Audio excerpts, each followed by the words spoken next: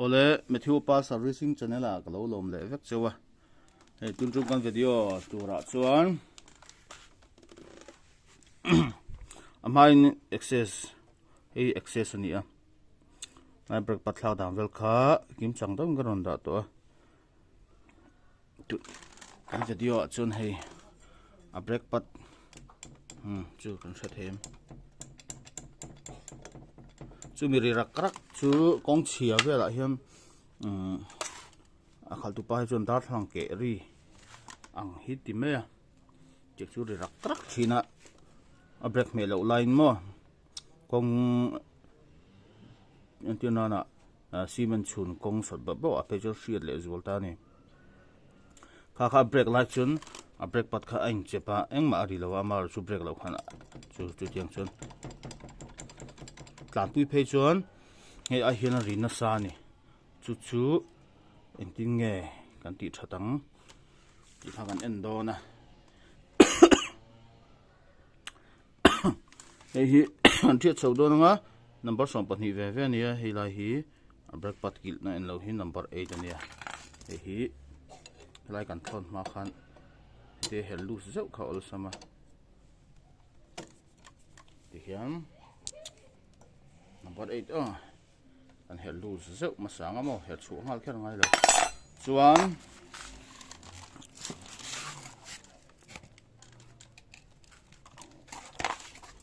by brake caliper hai pa hi chu number 12 7 ne ang thon nga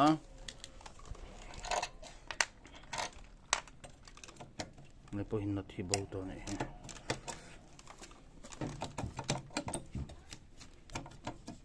adi si khor ve to kar ka ve do hek ai me thei hei tlang hi câu về to mà câu về to hi chun dong hen phoi mấy thei thin lo wa ti lui về to thế ngay mà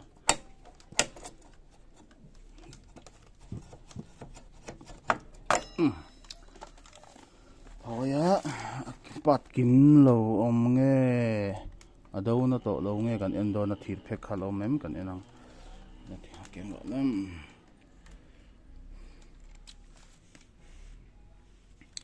là hi an phel phot ang han ma pok khan helai servicing dang ha ka sei to lai chung hi mo lai pok khoro hle ni hi bo hi kan servicing sak lo long grease mangin hi tun o samnan chute kan kallut sanga piston khubal em lo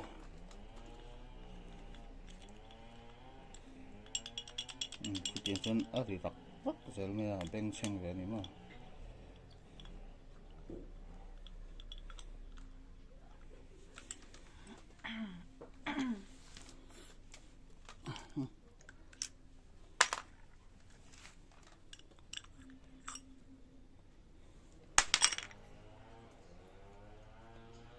anh đi ôm này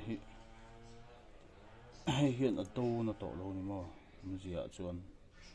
hei hi ama kan siam a kha chuan hei an lo pai sak nge an lo vuah thei ngil sak ta kha om lova hi lo om thlap si nge a rik na chan hi kan zong chho don ni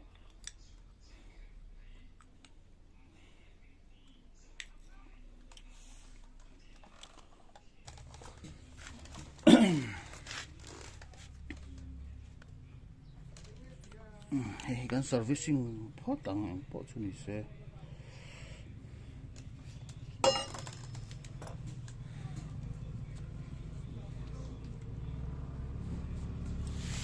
phải tông thì hay gan phải ngắm à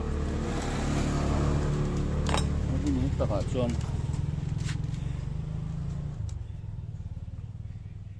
cái tang tu của này nó sẽ chua đó chọn tang thì đó lâu vừa thì đó mà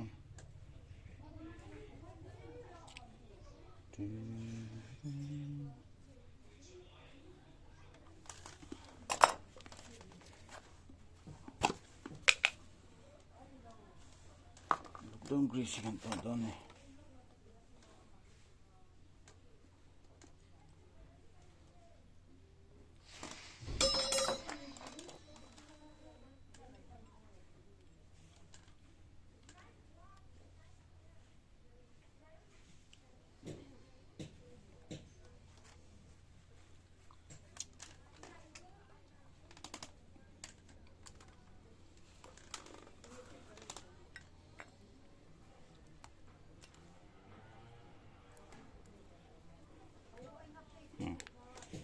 một tay em mày đi mà thì khăn hiện ở đâu nó vắt tỏ đâu đâu nó đậu tụi nên cần quẩy đâu mà hiếm à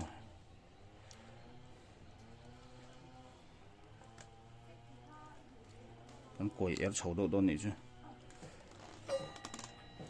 hay mi hi ông tỏ lộ chuan hay mi car ngồi ở bên bát hi cần vua có thằng cần sayang đi hen cần vua ta này break bát hi đâu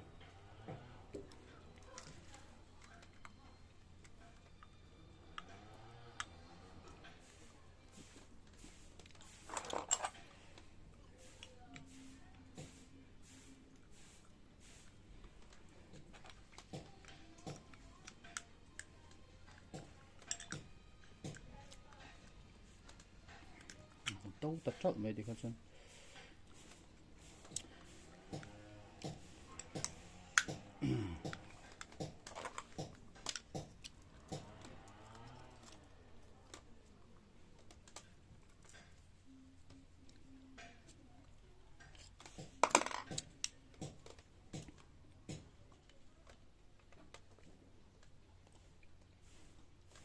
hay mi thir phê hi tia ron đâu lệ tu hi om to lo chuan hay mi car a hian spring kha ama ka video khan lon lo en le tanga hai car a hian spring a vuah thei ni mo hay mi ri rok tur kha mi brake lo kara hay mi hetia lo do tat tur khan spring kha man thei ni spring a po khan kan khong ve do hlek spring nem tuk lo mo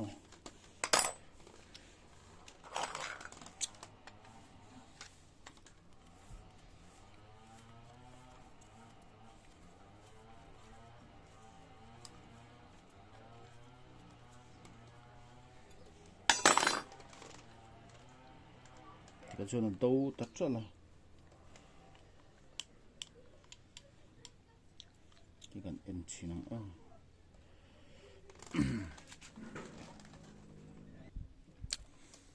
anh siam anh kan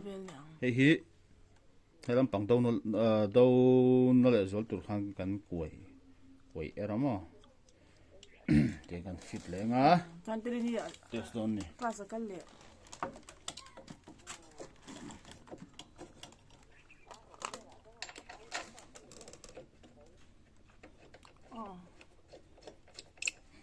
Tadi entir le in entir big lawa.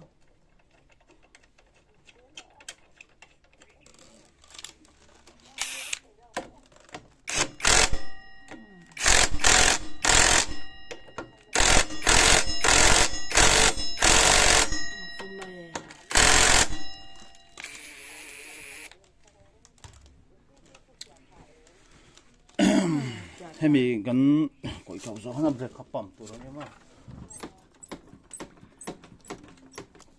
hiền break khá gần bầm mà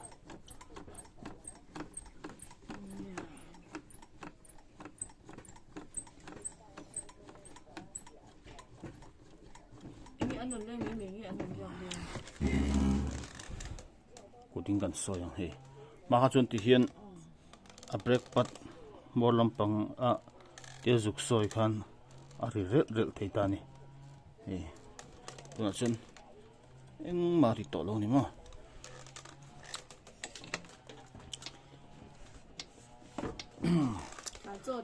test nge o test lai chu karon nilang ta lo me a thakop nei eng ma break lo lai po ri to lo ni ma mà chọn hetia kan soi như lai tur chu hei si lại hay mi thir ma chi hian a break pat kham ta ni tang ko lai khamo hei lai mi kan pu phai ma hang soi ang hei ma so ri ro ta cho nang ma ri to lo ni ha kana khop mai kan liệp thấy té khát tiếng khan lâu nị phải chuan thì khát tiếng khan thì này thì khác kan lâu xìa ang à bay cả té scooty đó ngã po disc brake mang ho chuan ni thei vek ani tụt to kang